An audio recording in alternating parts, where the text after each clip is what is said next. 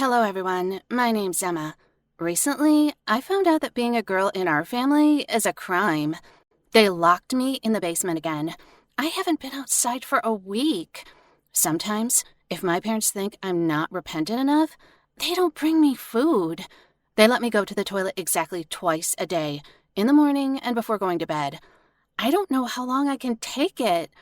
But before we move on to the story, please subscribe to the channel. Click the bell button to never miss new videos. Alright, here we go. I can't say my brother's birth somehow affected my life. Well, yeah, it definitely got worse. But in general, it's not like that. Well, you know these stories, like, you used to be the one and only child in the family. You got all the love and parents' attention.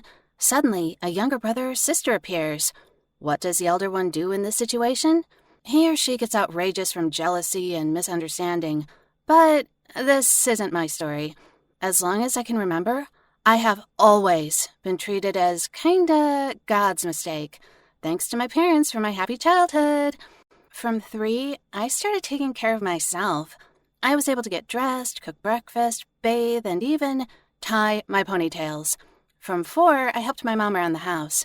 I put clothes in the washing machine, cleaned the whole house, and cooked some simple dishes. I couldn't be naughty like all the kids do. My parents punished me for that. And I couldn't ask my parents for something. They believed I already had everything I needed. But all I had were some rag dolls and an old encyclopedia. My parents claimed more toys would spoil me. Meanwhile, my parents weren't kinda religious or poor. No, sir. We had a big house. My parents always bought high-quality things for themselves. They had some expensive gadgets and cars. They didn't save on anything. Except me. I didn't understand it then. I did everything they said. I was happy if my mom smiled at me and just said thank you. My dad never thanked me. The most pleasant thing I could expect from him was when he just ignored me.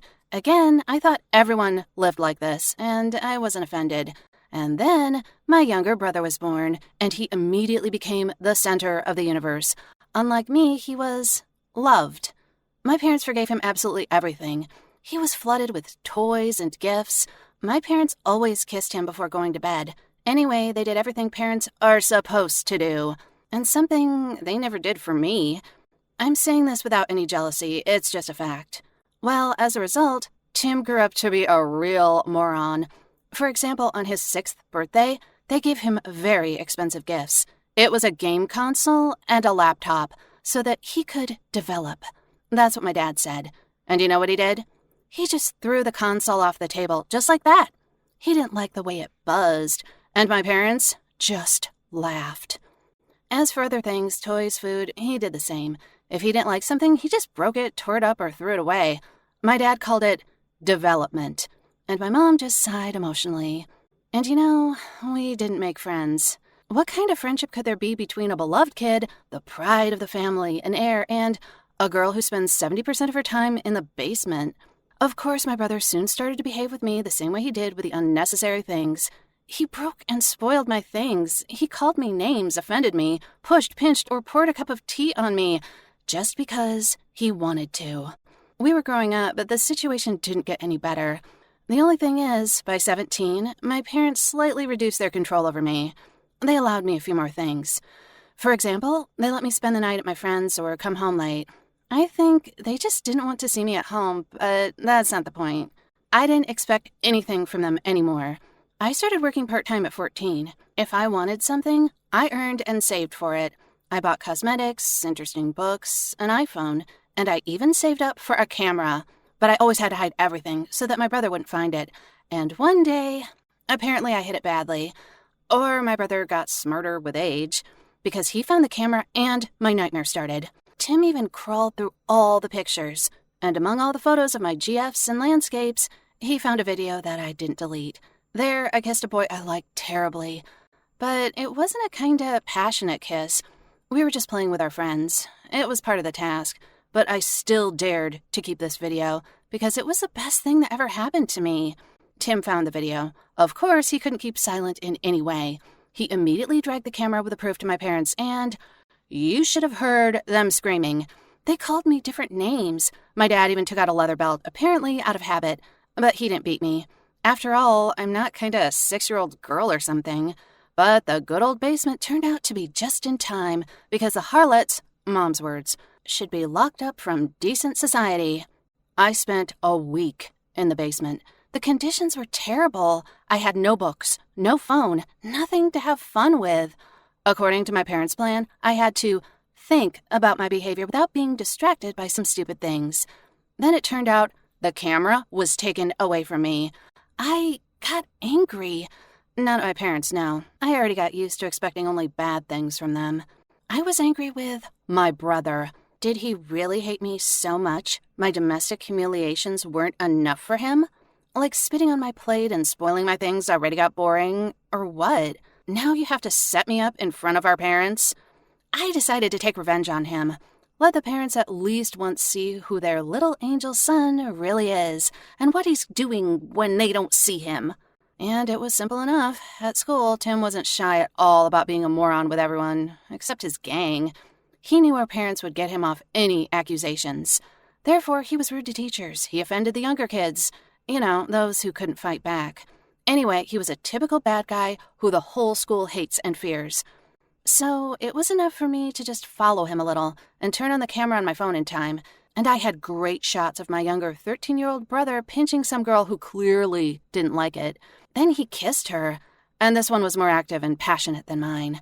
Well, I also shot some other bad things, just in case. I thought maybe my parents' eyes would finally open and they would see the monster they raised. Nope. You know what my parents told me when I showed them all these videos? He's a boy and he can do such things. My dad even praised him that at 13 he was already courting girls like a real gentleman.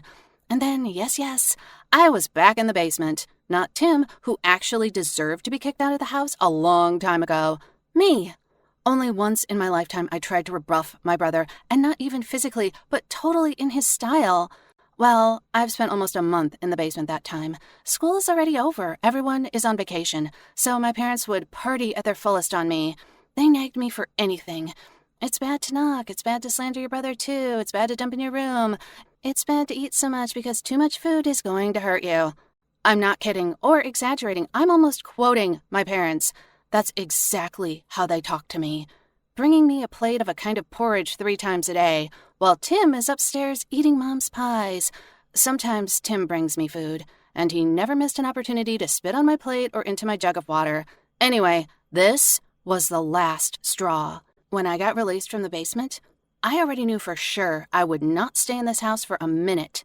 Fortunately, by that time, I'd already received an invitation to college, so I needed to find myself accommodation for 2 months before they would give me a dorm room. At night, I packed up my things, the most valuable ones. Some of them were destroyed by Tim, but I didn't care. I just escaped through the window as soon as possible. I have lived with a friend for 2 months of summer holidays.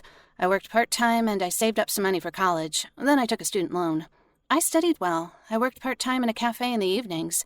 It was hard, but at least my life finally got peaceful.